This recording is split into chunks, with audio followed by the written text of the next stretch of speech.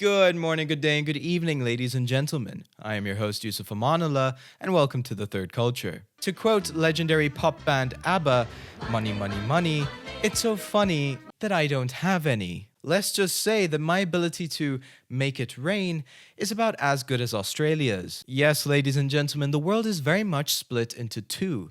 Those who own assets and those who think buying a Supreme fanny pack is considered an investment. Sorry, I've just been told that they're now called waste bags. Funny how people consider what your father wore on that Europe trip back in 2003 fashion nowadays. Economic inequality was and still is a major issue, be it within a country or between them. The only trickle-down happening in our economies is the sweat from the balls of corporate CEOs in their saunas, and the rising tide that's supposed to be lifting all of our boats is instead doing what it pretty much did back in the time of Noah. As of 2018, the wealth of the top 10 richest people equated to more than the total GDP of Switzerland. Meanwhile, 64% of all adults in the world earn less than $10,000 a year and hold less than 2% of global wealth. And there's no sign of this slowing down, with the majority of the globe seeing inequality rise or stay at worryingly high levels. Of course, the solution that all the mega rich have is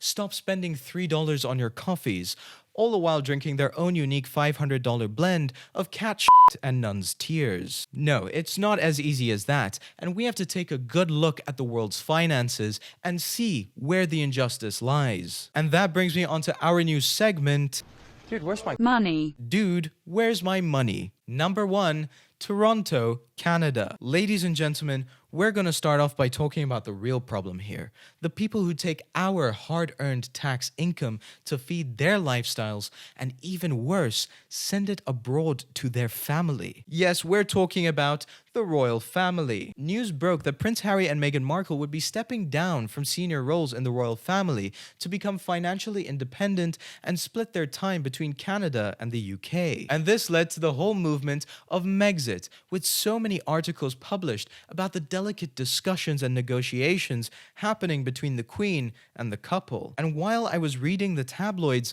I came to the sudden realization that I don't care. In effect, the whole ordeal can be summarized quite nicely in just one headline. Boy grows up, moves out of family home, and gets on with his life, just like the rest of us. What did concern me though was, who's going to pay for all of this? In fact, in 2011, a sovereign grant was established for the funding of the royal family's transport, appearances, and property maintenance. Between 2018 and 2019, the grant amounted to £82.2 million of taxpayer money, or roughly £1.24 per person in the UK, which doesn't sound like a lot, but that's almost half a Tesco's meal deal, and that's something I will not stand for. It's rather funny that the British people aren't willing to pay for benefits of immigrants who are willing to work jobs no one else wants for less money and longer hours in search of a better life, instead opting to give that money to more worthy causes, like private jet flights for an Etonian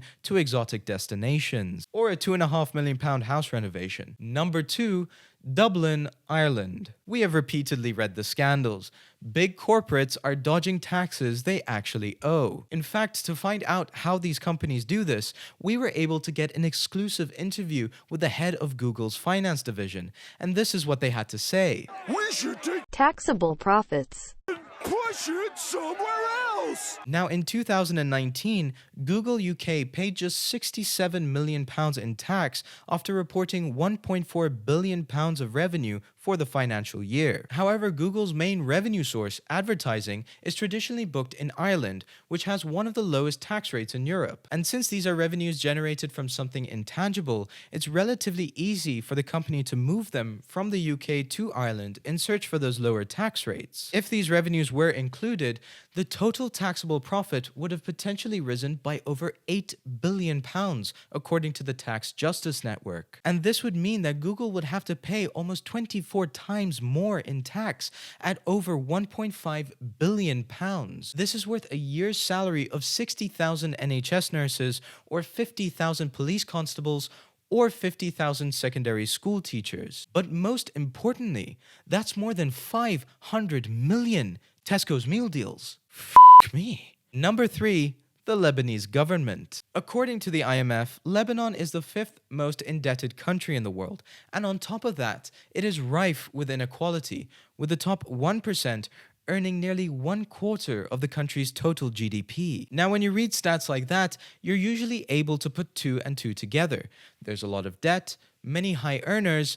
Let's get some tax going. Instead, the Lebanese government put two and two together to make 6, which was the dollar amount of the monthly tax they were hoping to put on the country's WhatsApp users. This was in a bid to earn an extra $250 million a year.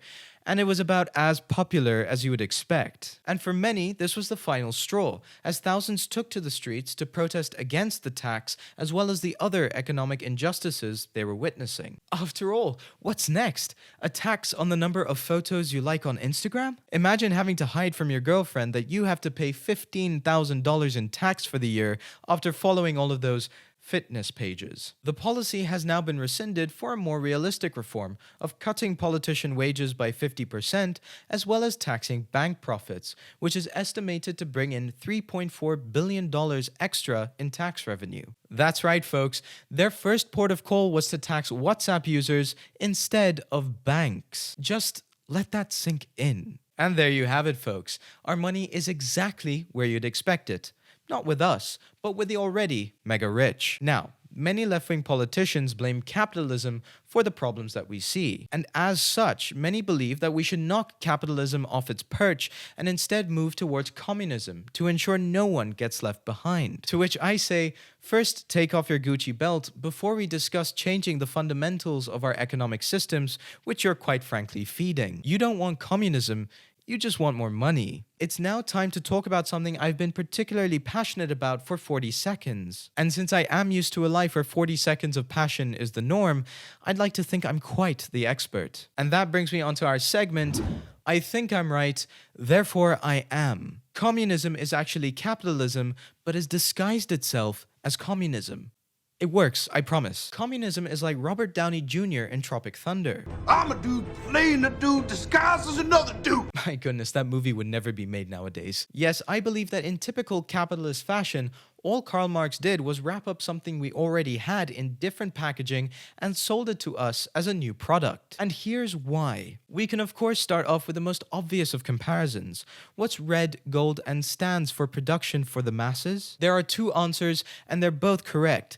McDonald's and the USSR flag. Either way, I'm not loving it. But instead, I want to talk about perhaps the most capitalist figure this world has ever seen, Mr. Che Guevara. Che may well have been an iconic figure in bringing communism to Cuba, but do you know how they decided to honor him? By selling millions of t-shirts made in Chinese sweatshops printed with his face. Yes, whether you simply wanted to buy a t-shirt of what you initially thought was Bob Marley, but you were too high when making the purchase, or you thought that this would add to your character instead of going out there and actually talking to people, I believe that this was Cuba's plan all along, to license Che's face and sell enough t-shirts to bring enough money into the country in order to offset the strict sanctions placed on them by most of the world. Now, I may not have the facts to prove this, but I have the feels, and that's what really matters. And while we're on the topic of communist chic, isn't it a bit too much of a coincidence that almost every hipster looks like Karl Marx at some point of time in his life? For some reason, we live in a society where people spend money in order to look like they can't spend money. If anything, Karl Marx knew what was cool before it was cool, and that makes him the ultimate hipster. I am almost certain that Karl spent his weekends going to his local Turkish barber for a hot towel shave and pay £30 to look exactly the same. So ladies and gentlemen, fear not. The only hammer and sickle that you'll have to pick up anytime soon is in Minecraft, because quite frankly, nothing would change in a communist state. Folks, we live in a time where on paper everything seems better, but the unequal distribution of that betterment can still be seen. And it's time for big businesses to pay what they owe. The biggest defense that these corporations have is that they supply jobs, which is great. But if you're telling me that $1 trillion company's biggest contribution to a country is 7,000 jobs, that sounds a bit weak. Whether tax is the answer, Who knows? Maybe we need a more effective and efficient system, an incentive for these big businesses to go out there and improve the lives of those who would otherwise be left behind. And that's why social enterprises are so crucial now more than ever. Businesses that not only profit financially, but also from impact. And we love hearing and writing about their stories and journeys, which you can check out in our library of public action on our website. I hope you liked what you just saw, and if you did, then please like and subscribe, and check out our other content, links in the description below. And for those of you that didn't like it, I offer you the exact same advice. Join us next week for another episode of The Third Culture. In the meantime, take care, love yourself and all of those around you. Goodbye.